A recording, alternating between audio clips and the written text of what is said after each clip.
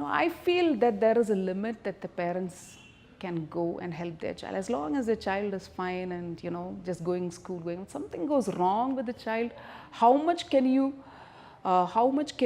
just step aside and then be with the child and help your child come out of it?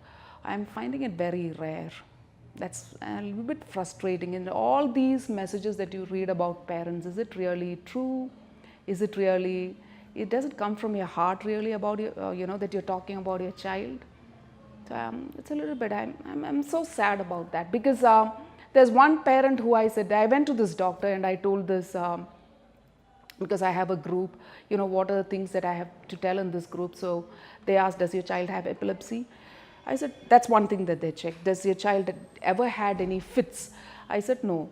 So then I asked them, fits, does it matter? Yes, it matters, because that would actually, we wouldn't even know that a fit is happening in the brain, because only a scan or a EEG would tell you that. So if it happens inside, you wouldn't even know, because if it's not external, then that could be one of the reasons why the child is lagging behind. So we need to correct that. We should not have any fits. A child should not have any fits. I remember I spoke to one of the parent about this, and the parent actually told me that he had fits. So I said, wow, oh my God, you really have to see a doctor, because if I were in a place, I would run with my child. I cannot see that my child, but okay, he has some allergic problems, and he actually, the child actually fell and broke his arm.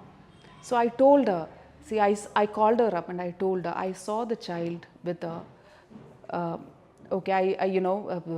called her up and I told that, the child has a broken arm. So probably the child needs OT, occupational therapy, to strengthen his legs. So you may have to see a doctor to see what exactly the doctor is suggesting. You just cannot take decisions on your own that my child is not speaking, so speech therapy alone would work. No, you have to get to a doctor and find out if the physical things also of a child is in tandem with his mental. So you have to get suggestions from doctors. So and I told the doctor, specifically told that we need, if the child has fits, then you will have to go and you will have to examine the child again, do all this. All right, but okay, that same child has skin allergic problem. You have to see a dermatologist. What's wrong? Why don't you do this? It's just about a week's issue, that's all.